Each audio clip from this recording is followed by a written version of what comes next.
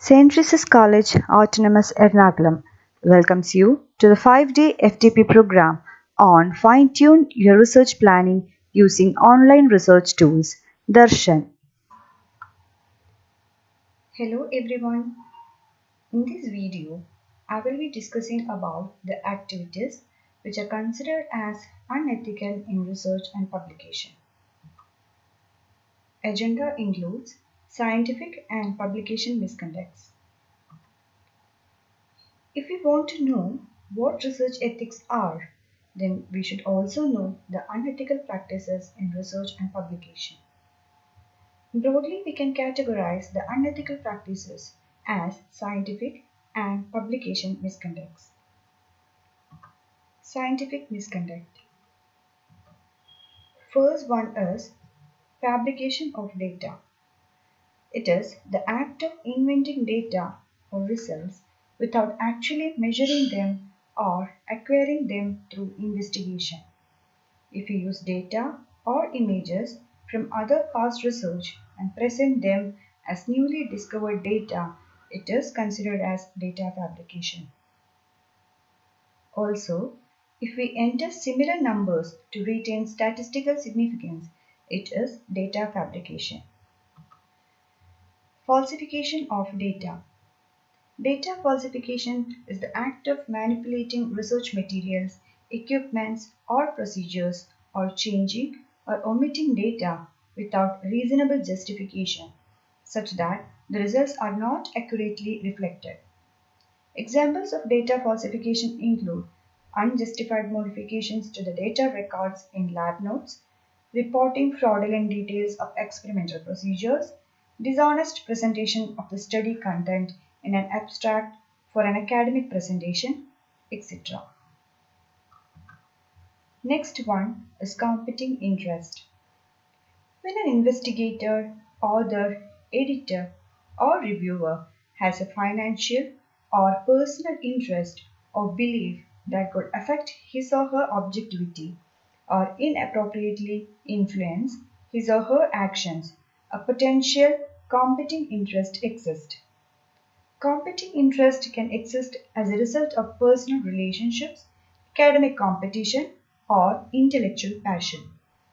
As an example, we can say that a person whose beliefs that are in direct conflict with the topic he or she is researching, it is considered as competing interest. Next is publication misconduct. First one, authorship. An author is an individual who has made a significant intellectual contribution to the study. Naming authors on a scientific paper ensures that the appropriate individual gets credit and are accountable for the research.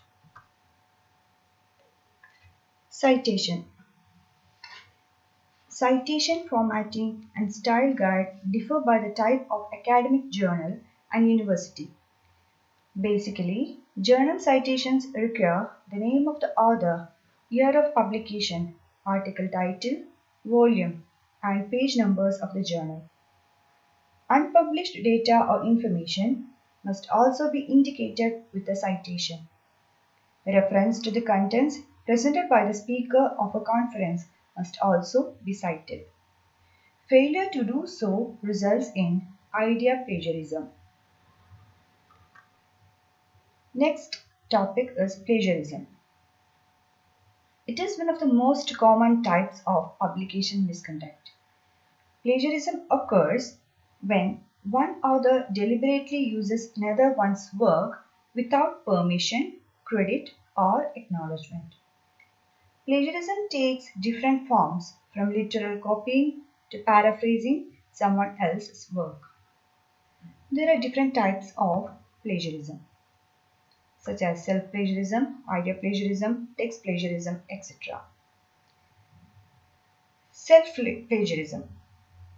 Self-plagiarism is the reuse of a small portion of one's own published research in a new article or book. It is otherwise called as text recycling. Idea plagiarism. It is the usage of the opinion, research idea, method, or result without appropriate credit. Idea plagiarism often occurs among researchers writing a paper for the first time during the process of writing the introduction.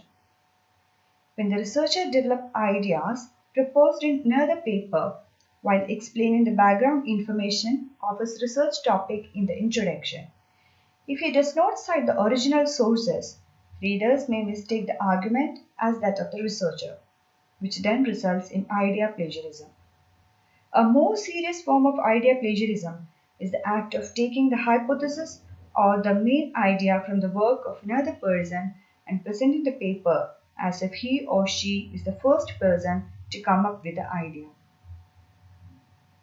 Next is text plagiarism. It again has many subtopics. First is duplication or verbatim plagiarism.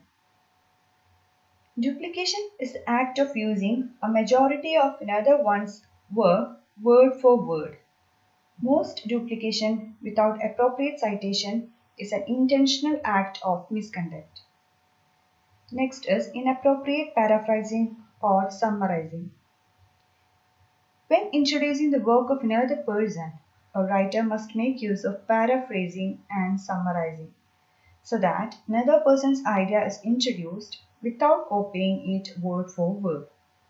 Paraphrasing means changing the words and structure while maintaining its meaning, and summarizing means condensing the information. Appropriate citations to the idea are still required in the pertinent section. Next is inappropriate passage citations. A writer may think that there is no problem in taking an entire passage of text from another person's work, word for word, if credit is given at the end. However, in most cases, it is considered as plagiarism. Comprehensive citation. It describes the scenario in which a single representative citation in the beginning or at the end of the passage would be given instead of including individual citations for each text. This is a form of plagiarism because readers cannot differentiate between the extracted passage and the author's own work. Hence, each part of the original passage must be individually cited. Last one is plagiarism of data.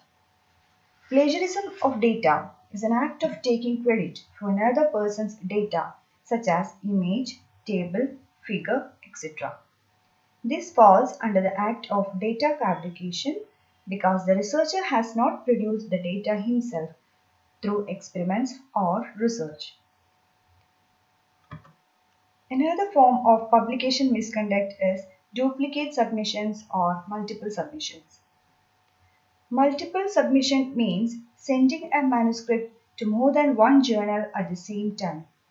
It may save your time but waste editor's time.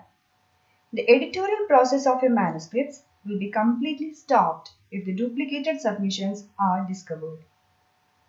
You should not send your manuscripts to a second journal until you receive the final decision of the first journal. Intentionally submitting or resubmitting work for duplicate publication is considered as a breach of publishing ethics. Another publication misconduct is duplicate or redundant publication. Duplicate publication refers to a publication that is nearly identical in content to a previous publication by at least one common author. Simultaneous submission can result in more than one journal publishing the same paper without full cross-reference and share essentially the same hypothesis, data, discussion points, and conclusions. There are three types of duplicate publications: consecutive publication, salami publication, and Himalayas publication. Consecutive publication. It means consecutive publication of journal articles using identical subjects and the effects measured with the same method but with slightly different treatment. Although the results are partially different, the research outline is retained. Consequently, these papers have a substantial amount of overlapping text and data. Salami publication. Salami publication is publishing two or more articles using the same research design and data originally derived from a single study. It results in the reduction in quality of the article. Imala's publication. Imalas is the word salami putting backwards. It is the act of publishing a similar paper after increasing the investigation period or the number of subjects of a previously published paper and re-investigating the same hypothesis. With this, we come to an end of this video. I hope that now you all are aware of the major unethical practices in research and publication. Wish you all the very best to come up ethically with really good articles. Thank you.